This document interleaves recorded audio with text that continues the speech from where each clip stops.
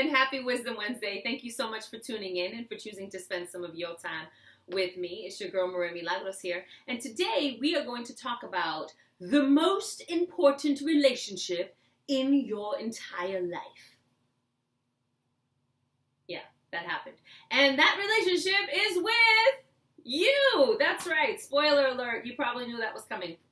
So here's the thing, especially at the beginning of the year, and anybody who knows me, who's been following me, who's been listening to me for any amount of time, you know how much I talk about the importance of loving yourself, because most problems that we have, that we carry, that we deal with, that we play over and over and over in our head, most of that comes from a disconnect from love and a disconnect from the ability to love ourselves. Now, for those of you who are religious and or spiritual, don't, because the most important relationship that you can have, yes, is with the greater source and connecting to your greater source and keeping yourself aligned with that, so long as that source abides in and is fully about love. Yes, absolutely.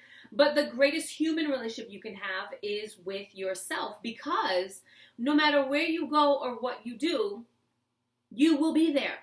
And so there are some people that I know and they say, oh, nobody was there for me. When? Do they have to drop what they're doing all the time whenever you need something? That is not real, because everybody else has their own lives and their own issues and their own families and people and kids. And you cannot expect that everybody's just going to stop what they're doing whenever you have a moment.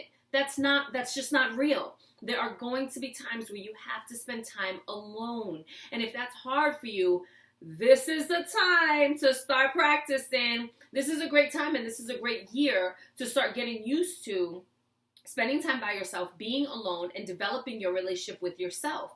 Because, and let me just point out too, this is really great if you're married or in a relationship, because then you stop making that other person the core of your happiness, because they are human and they are imperfect. They're on their own journey. They're going to let you down. That is real, just like you will for them. And not because you do it maliciously, but simply because they're people.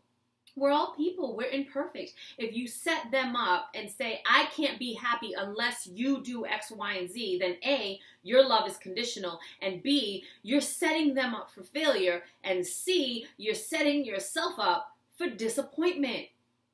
Rather than do that and put yourself through that, there's a much simpler way. We take responsibility for our relationship with self. We love ourselves. We spend time with ourselves. We figure out who we are, right? And what we enjoy doing. And then we carve out time for those things. Actually, those are my 3 tips for today. Those are my 3 tips. It's 1, who are you? You need to figure out who you are. We spend more time figuring out what kind of cell phone we want to have and what kind of car we want to drive than we do figuring out what makes us tick, right? So 1, you have to figure out who you are. And then 2, what makes you happy? What brings you joy? What things do you enjoy doing? What things are you interested in trying out? What things did you do before that you stopped doing because somebody that you hung out with or somebody that you dated didn't like it? Enough of that, right? We have to get back to the things that bring us peace, that make us feel alive, that bring us joy. Because the reality is, the Bible says that God has given you everything that you need to live your life. You.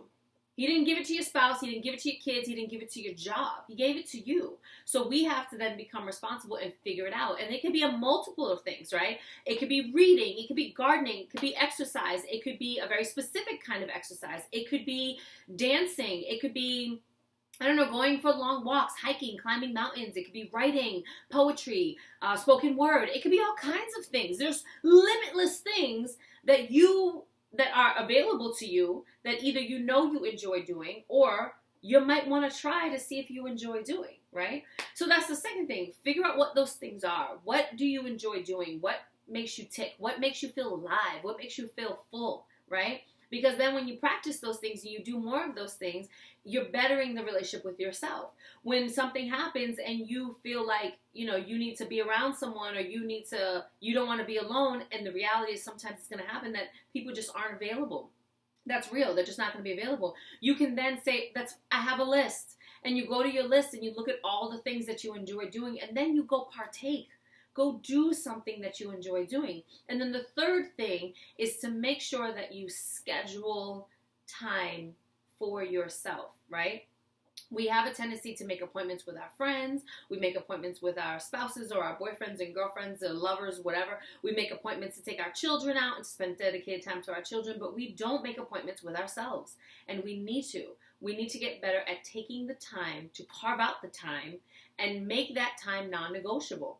I know that when I have mommy-daughter dates and we put them on the calendar, they are non-negotiable. People will reach out and say, oh, we're doing this thing. No. I set this time. This is non-negotiable. And the reality is, for my life now, this wasn't always the case. This took practice because I had to really love myself and decide that I'm worthy to spend time by myself and that I deserve that time. I don't always have to be working and or doing laundry.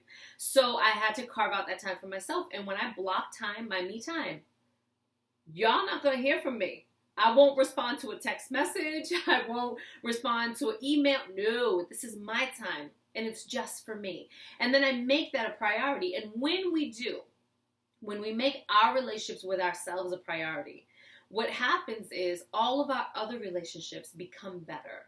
Because then we're not depending on them to give us something that we're capable of giving ourselves. Which means that then we can pour into them and we can just love on them. And it eliminates the possibility for resentment too. Because a lot of times when we don't take care of ourselves, when we don't focus on this relationship, and we're giving, and then we're expecting them to do something in return, that's not love. And then when they don't, we say, oh my gosh, they don't appreciate me. That's not necessarily true. You just create an expectation for that action rather than just give that action out of love. I hope that makes sense. So anyways, those are my three tips for today. Write these questions down. If you have a journal, journal it. Who are you? What do you enjoy doing? What makes you feel alive? And then schedule and carve out time for yourself to do those things and to spend time building this relationship, the most important relationship in your life.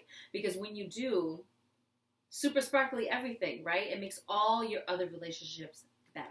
So it's January. So you have plenty of time to work this out and to practice it and to get good at it so that eventually it just becomes part of what you do. Like, oh, no, me time, gotta go. No apologies, no exceptions. I gotta go take care of me. Because really, there's nothing wrong with that. And when we take the time and the responsibility of keeping our cups full, we have more to give from our overflow.